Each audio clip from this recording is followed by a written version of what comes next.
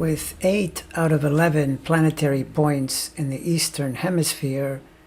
Britney Spears is a self-starter personality, which typically makes a person more focused on their interests and initiatives and less on the values and feelings of others. So you might be led to conclude this would make her immune from relationship problems. But on the one hand, the relative absence of planets in the Western Hemisphere will contribute to a kind of unfamiliarity with the terrain. And if you add the counterpoints of being Libra rising, which urges you to be relational, and the fact that Saturn and Pluto are also in Libra,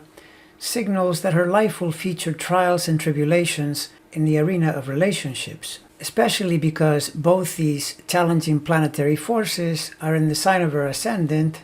while squaring the ruler, Venus, and in the case of Pluto, very tightly by degree.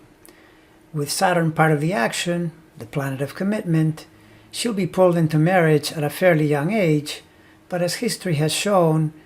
being married hasn't worked out all that well for her, and a case can be made that her marriage to Kevin Federline and the subsequent breakup is a major reason for the meltdown she experienced in the 2006-2007 period. During those years, she was grappling with transiting Pluto square her Mars and transiting Uranus squaring her Sun,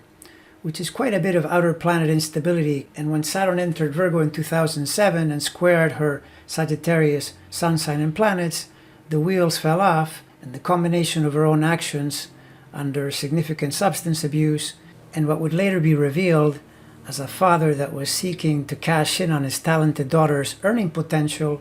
enmeshed her in a legal arrangement known as a conservatorship, which may have good uses in certain unusual circumstances, but in the case of Britney became more of an enslavement by her father. Her Venus is a super important planet because it rules the ascendant.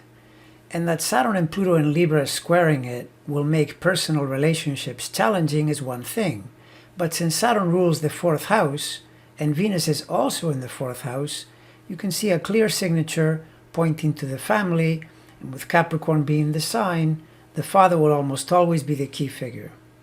Now the thing is, astrology cycles both point the way to the trouble spot as well as the timing for getting out of it. And rarely will you get out of jams on the easy aspects like friendly conjunctions, trines, or sextiles. More typically, you need tough conjunctions, harsh squares, and/or oppositions to motivate and galvanize, although of course it's also true that the breakthroughs are greatly assisted by the friendly aspects. Britney has now reached the point where she wants out of her slave status, and this is because Pluto has been transiting right over her Venus, seeking major change, seeking a complete destruction of the old to make room for a new reality, a new self-image, a new self, literally. This was most likely brewing in the background during the 2020 pandemic year, when Jupiter and Saturn were going through there as well, but now it is operating in full force and it's getting major dynamic assistance from transiting Uranus squaring her 5th house creative moon, but it is also being held back by Saturn transiting over that moon at the same time. And yet Saturn in this kind of conjunction, yes, will delay and restrict, but it also impels one to work on it, which is what she's doing. My sense is that sooner or later she's going to escape from her parental imprisonment, and I'm guessing sooner than later because you can sense the momentum is on her side, both practically and from a planetary cycle perspective. Next month, Uranus stations in a square to her moon, and that might even do it right there. But if not, the Jupiter station in October might be the get out of jail card, and next we can see that by the new year in 2022,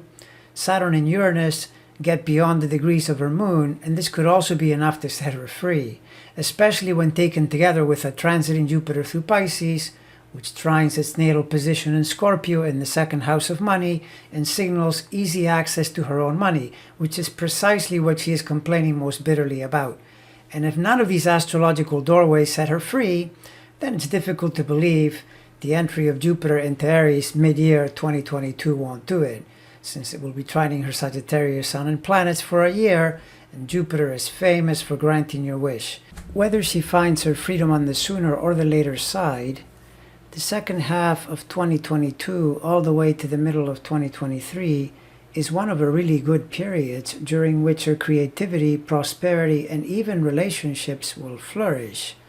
Although when it comes to making one-on-one partnership commitments, she will need to be cautious for quite a good long time, because although the pressure on that Pluto-Saturn to Venus square will ebb by the end of 2022, very slow transiting Eris will still be squaring from the 7th house for the rest of the decade,